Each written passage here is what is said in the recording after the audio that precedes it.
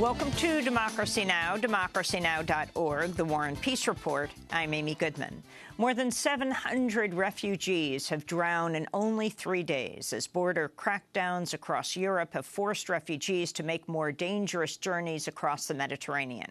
The United Nations Children's Fund says many of the victims were youth fleeing war and violence in their home countries. The majority of the refugees were from Eritrea, Nigeria, Somalia, and South Sudan. Under a European Union plan enacted in April, all refugees arriving in Greece are deported back to Turkey, forcing people to attempt the more dangerous route between Libya and Italy. On Monday, the photo of a German volunteer from the group Sea-Watch holding the body of a drowned child became the latest symbol of the migration crisis. Sea-Watch spokesman Ruben Neugebauer spoke out. It's always a difficult decision to publish such a picture, but in this specific case, we decided to send the picture out because of the graveness of the situation. We thought that this material needs to be published because what we see here is the effect of European foreign policy. In a historic ruling, the former dictator of Chad, Hissène Habré, has been convicted of crimes against humanity and sentenced to life in prison. Habré is accused of killing as many as 40,000 people during his 8 years in power in the 80s. He was tried in a special African Union-backed court established after a 2-decade-long campaign led by his victims. This is the first time the leader of one African country has been prosecuted in another African country's domestic court system for human rights abuses. We'll go to Dakar, Senegal, to speak with Human Rights Watch's Reed Brody after headlines. In news from the campaign, Democratic presidential candidates Bernie Sanders and Hillary Clinton are both campaigning in California ahead of the June 7th primary, where polls are showing the two in a dead heat. Clinton was in her hometown of Chappaqua, New York, this weekend, but has canceled some campaign stops in New Jersey to add more stops in California. She spoke at a small community meeting in Oakland on Friday. I really think one of the best ways that I can be a good partner is to lift up what is working and lift up people who are trying to work together. And using the White House, I like to say, yes, we can use the White House as a bully pulpit. We don't want a bully in the White House, but we can use the bully pulpit to talk about issues. Senator Sanders has focused his campaign energy into the California primary in recent weeks. He spoke at a rally in San Pedro Friday. Our ideas and belief in economic justice, in social justice, in racial justice, in environmental justice, in immigration reform and a path towards citizenship, in rebuilding inner cities throughout this country, in protecting the needs of the Native American people. Our ideas are the future of this country. On Sunday, Sanders visited the original Delano headquarters of the United Farm Workers Union, where he reiterated his call for a national ban on fracking. When asked what he would do about poor water quality in the San Joaquin Valley, this comes as environmental groups are criticizing the Obama administration after 2 federal agencies finalized reports claiming fracking off the coast of California would pose no significant risk to the environment. The announcement of the reports by the U.S. Bureau of Ocean Energy Management and the Bureau of Safety and Environmental Enforcement ends a court-ordered moratorium on offshore fracking, which was put into place earlier this year after the Center for Biological Diversity challenged the administration's practice of rubber stamping offshore drilling without an environmental review. Meanwhile, in more news from the campaign trail, Bernie Sanders is criticizing Donald Trump for backing out of a proposed debate between the two candidates ahead of the California primary.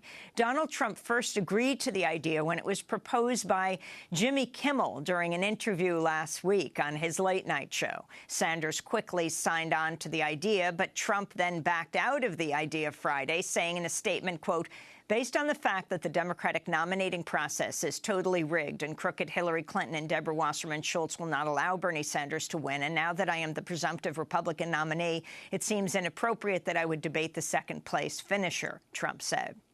In response, Sanders asked what Trump was afraid of. That's the first that I heard about it. I heard that he was going to debate me, and then I heard that he was not going to debate me, and I heard that he was going to debate me, and now you're telling me that he is not going to debate me. Well, you know, I hope that he changes his mind again.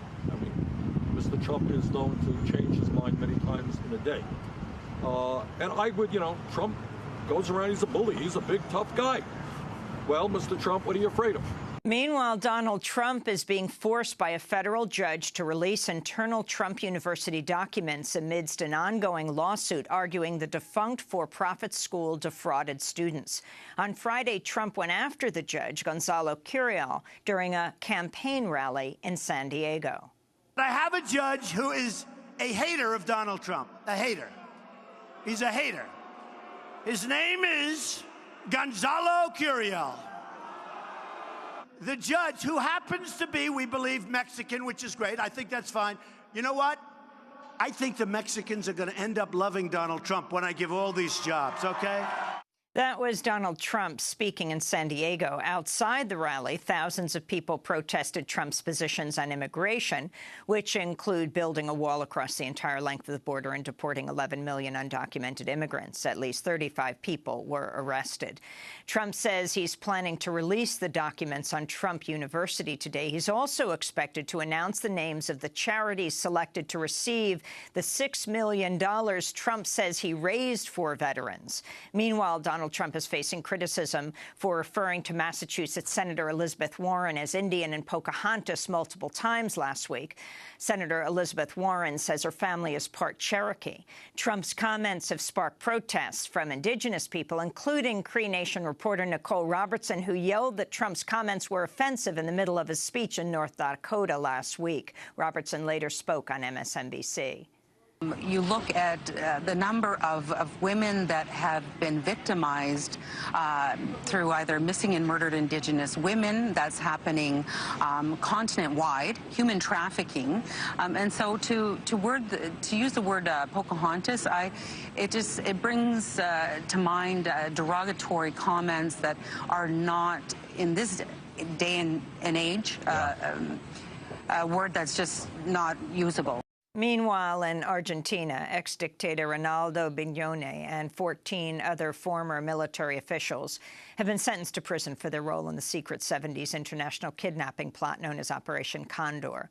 The operation was a campaign of coordinated terror and assassinations carried out by regimes in Chile, Argentina, Bolivia, Brazil, Paraguay, and Uruguay. Lawyer Luz Palma Zaldua spoke after the verdict Monday.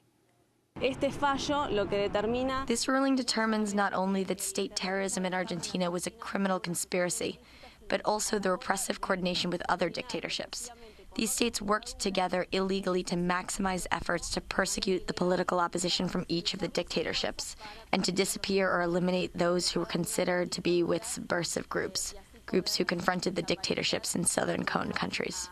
In Brazil, a second minister in the interim government has resigned. Fabiano Silveira headed the ministry tasked with fighting corruption, yet he resigned Monday after a recording surfaced of him attempting to block an investigation into corruption at the state-run oil company Petrobras. Last week, the planning minister for the interim government also resigned after explosive transcripts revealed how he plotted to oust President Dilma Rousseff in order to end a corruption investigation that was targeting him. In the Philippines, journalist Alex Balcobo was murdered in Manila Monday by two gunmen. Balcobo was a reporter for the People's Brigada, a tabloid. The Philippines is one of the world's deadliest countries for reporters. More than 30 journalists have been killed under President Aquino's administration. His murder comes one day after the Philippines Congress officially declared Rodrigo Duterte the next president. Duterte has admitted to his role in death squads, joked about the gang rape of an Australian missionary, and pledged to kill tens of thousands of people. Meanwhile, in Egypt, the head of the Journalists Union and two of the union's board members are facing trial on charges of harboring opposition journalists in the latest crackdown against press freedom in Egypt. The charges stem from a raid on the Journalists Union's headquarters in May, where authorities arrested two reporters working for the opposition website, Baobet Yanayir.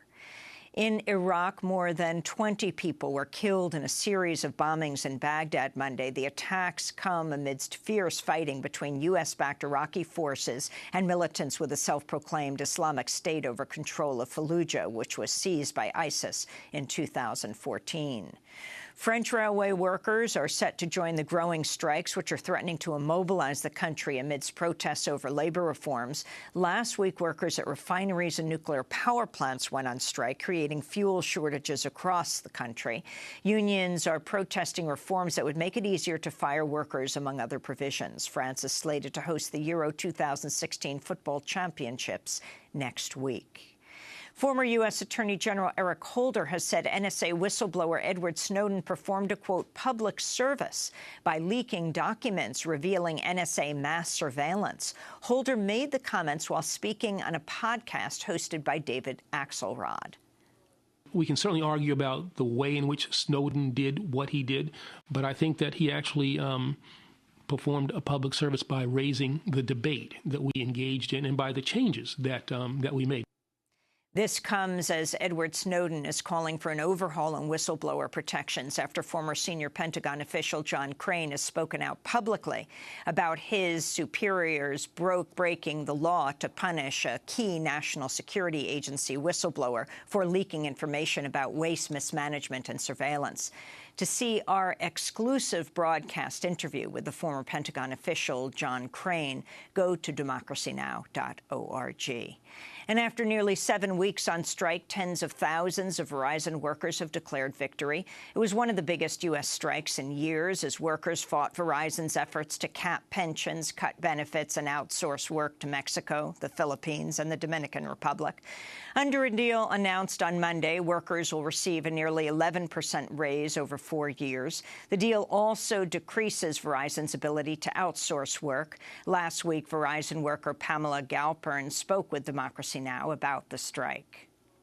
For a company that's as profitable as Verizon, I think it was clear that that wasn't right, that it's not right that they want to take so much from the workers who have helped make this company so profitable.